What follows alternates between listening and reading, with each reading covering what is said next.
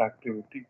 Now, of the four basic activities, that is listening, speaking, reading, and writing, listening is one activity for which we have never ever been formally trained. We have been trained to speak properly, we learn different languages, isn't it? We write beautifully, and most important, we always want to express ourselves. We seldom want to hear other people or listen to other people, but we want them to listen to us.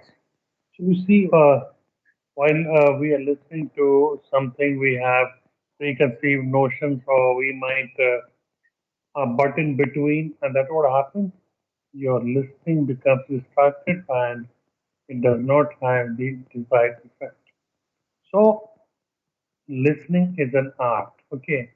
And when you listen, it's got to be effective listening. That means whatever you have listened to is at the back of your mind for times to come. Because whatever you hear or whatever you hear say, that won't remain with you for times to come. Okay, it'll go away slowly, and within maybe 2 3 days or within a week, it'll go away from the back of your mind. But if you are focused, okay, and you're very attentive, whatever you listen to, okay, is there the back of mind for a pretty long time, and you can always use that for your future reference. Okay. So according to a survey that was conducted in a big blue chip company, in this case it was Tata Steel, okay, a questionnaire was passed on, and it was a closed-ended questionnaire on how people spend the time communicating. Okay, and three or four options were given, and uh, some said that the time was spent listening to others, and that was almost 63%. Okay, and some said that while they're free, they like to read books. Some said they like to write. Some said they like to speak. Okay, most of the time. Now, you see, if people are bad listeners, they'll also make bad communicators. Okay, because if you don't listen, how do you gather information? Okay, and how do you speak? Because if you are devoid of information, what will happen? You'll either go at a very fast pace and try to finish everything off, because you have this fear that you might be questioned on something for which you have no idea because you didn't listen to it previously. Okay, so if you are not a good listener, chances are very high that you won't make a good communicator. Okay, now uh, there was one professor, a very uh, prominent professor by the name of Charles Craig of Harvard Business School. He says that sometimes people say that if you listen to wise men, okay, what will happen? Your behavior will change. No, not just by listening to someone, your behavior is not going to change. Okay, you have got to act on it. The mere act of listening is not going to bring about any changes unless and until you make a conscious effort. So what you have listened, you got to put it to practice. Okay, you got to put it to practice. Now, many times what happens that while you are listening and you're distracted, okay, or your focus is not there, you lose attention altogether, and then misunderstanding might occur. And when misunderstanding occurs, it is again attributed to lack of communication, that the presenter, okay, he was a bit too fast or he was a bit too slow or he was bland, okay. He could not express himself or herself properly, and we lost all interest in it. No. But you see that the entire blame cannot be put on the presenter itself. Because while the presenter is speaking, there are not only one or two listeners, but a big amount of listeners. And all of them will not have the same excuse that the presenter was blind or we didn't listen to it. Because if all of you have the same lame excuse, it will be proven that there is some fault with your listening ability, and that's why you're playing the game. Okay. So he said that it is attributed to lack of communication, which most of the time implies that whosoever was delivering the message did not do an effective job.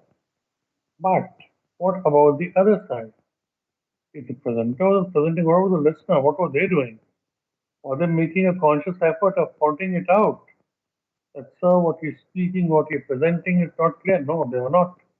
They were they were merely acting, okay, or appearing to listen, but they were not listening.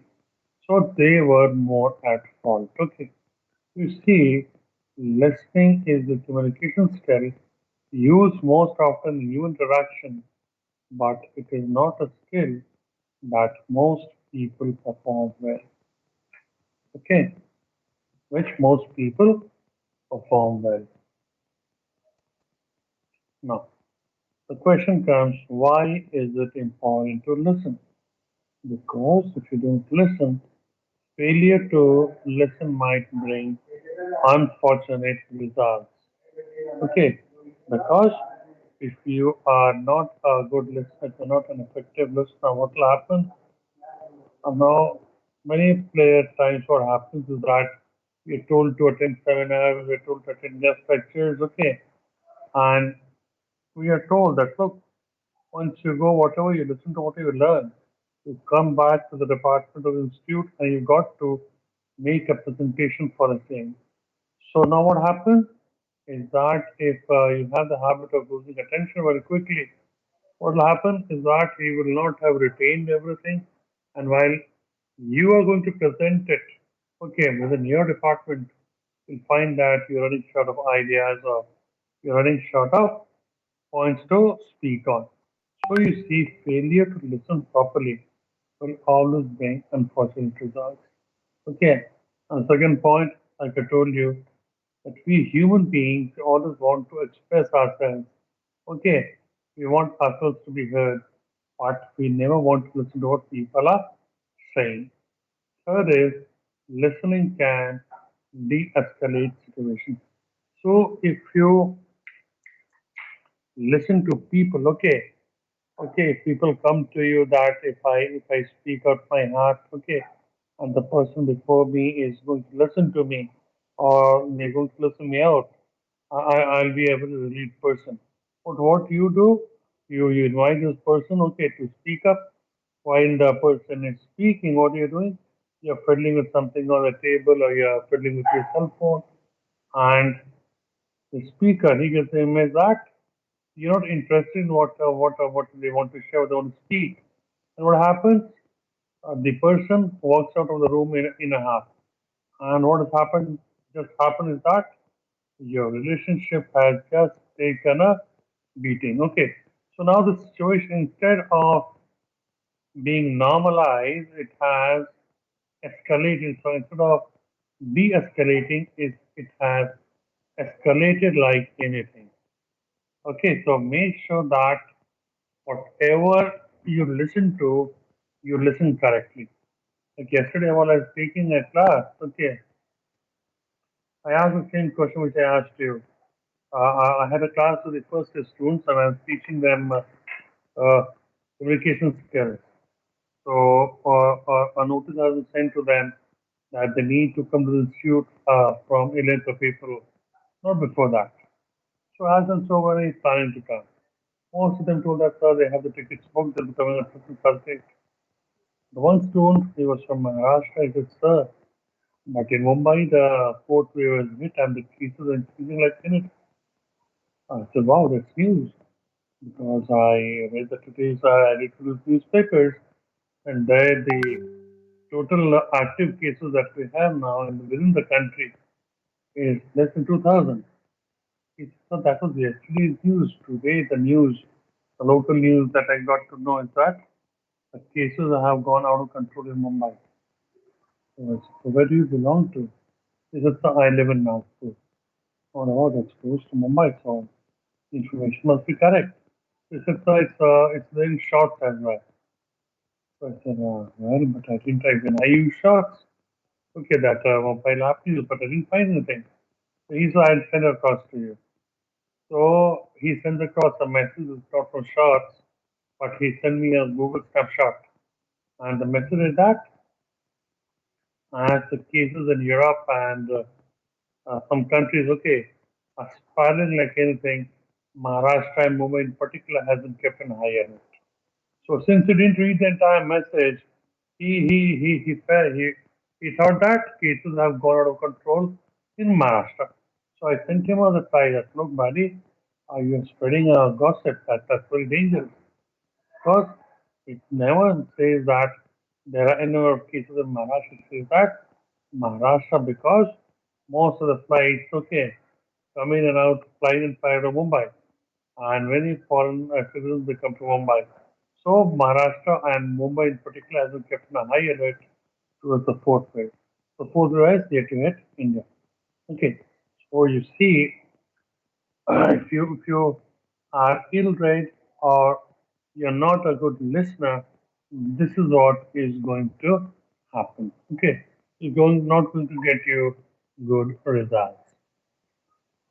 Now, difference between poor listening versus effectiveness. I don't say that you need to be an effective listener 24 into 7, but it depends upon you will decide what's important, okay, which you need to listen to. But if you don't have this habit of focusing for a long number of hours, at one point in time, you'll find it very difficult to have your focus when the presentation of the speaker is going beyond your focus limits. Okay. So what does the poor listener do? They either try to blame the speaker or they consider the subject to be too dry, bland, monotonous. Okay, I could not make out anything. Whereas an effective listener, first of all, when they begin to listen, they know they're well prepared. They do a background about the subject so that they are at ease while they're listening. So they think and mentally summarize. Okay, and they weigh the evidence. They listen between the lines to what the teacher is trying to say or convey, and what is the tone and voice of the teacher. Okay, a poor listener gets distracted very easily, whereas a good listener finds second distractions and knows how to concentrate. Supposing they are losing concentration, what they can do that they can take out a note and begin to jot notes just to concentrate or just to get the concentration level a bit higher. Okay, a poor student, he or she finds it difficult to listen to complex material and has a tendency to read light and recreational material. Because they get distracted or they get this very easily, they try to avoid material which is technical in nature and they try to read only simple material from which they can understand the message. Whereas an effective listener, they keep listening on a regular basis. They have the habit of listening to things whenever they're called for. Okay. And they're not averse to listening to matter which requires critical listening. And a poor listener, they always tend to enter into unnecessary arguments. As an effective listener who has been critically thinking, listening, evaluating, okay, they will always pose logical questions and effectively and critically participate in the process of listening. Okay,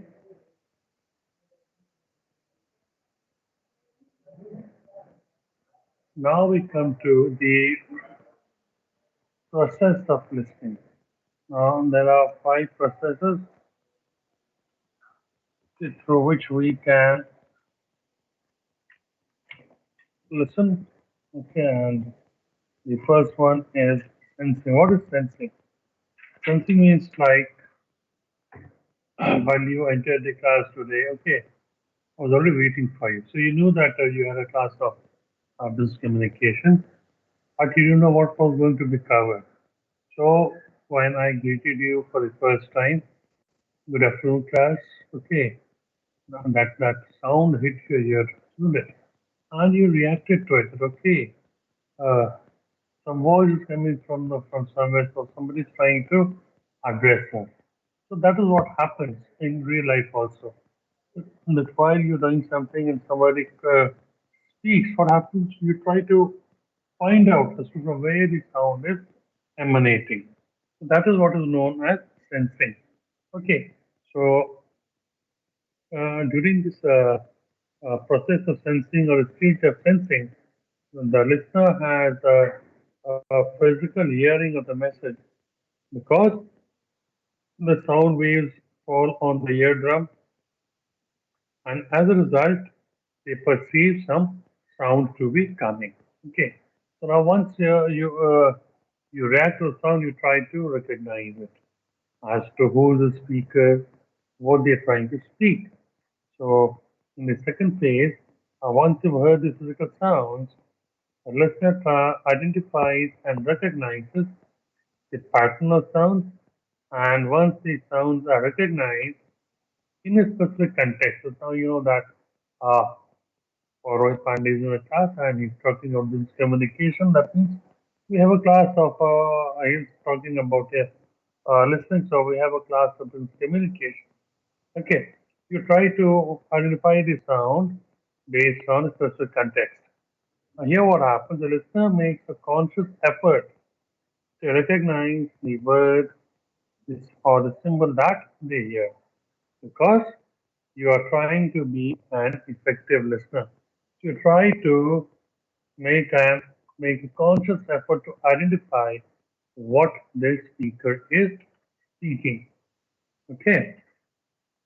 Once you've done that, what happens?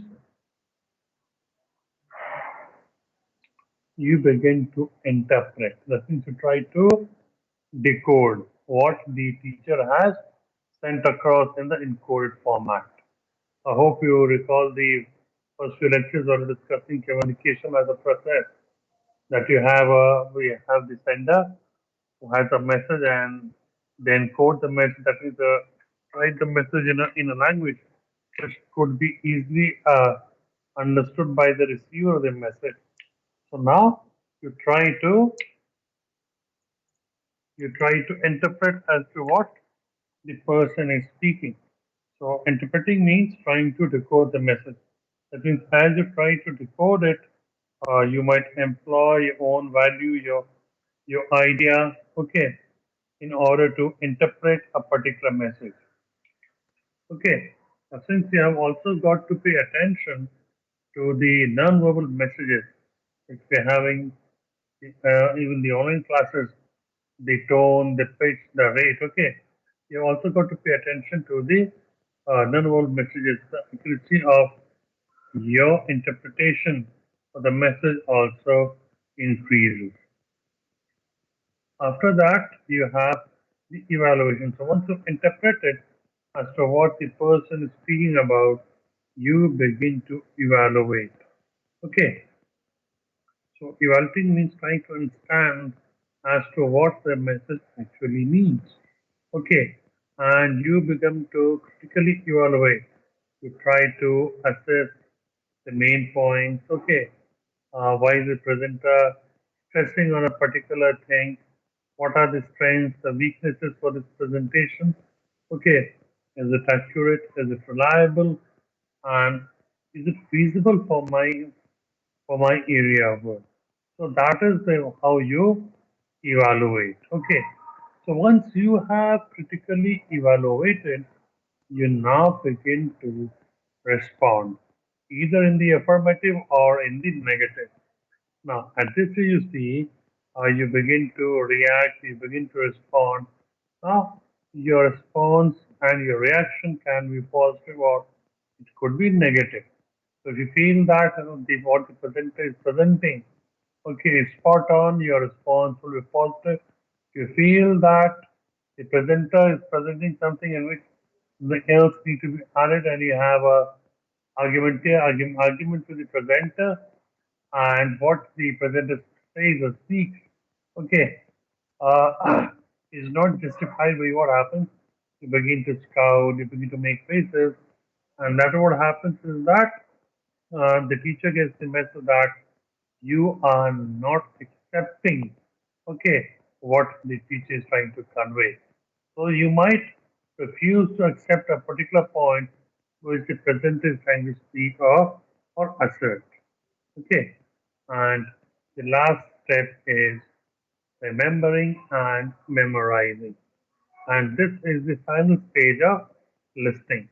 And good listening enables the listener to retain the information for future reference. Okay. And in order to increase attention, you need to make conscious efforts by taking down proper notes, organizing the matter sequentially, or retaining the math information by using analogies or other associated visual symbols. So, was this much clear to all of you?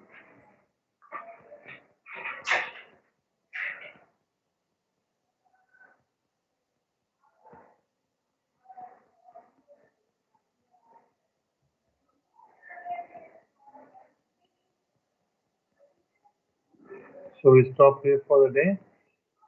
Okay, we'll continue with listening tomorrow. And your class to again tomorrow at 12 tomorrow. I'll finish off with listening. Thank you. You all can leave now.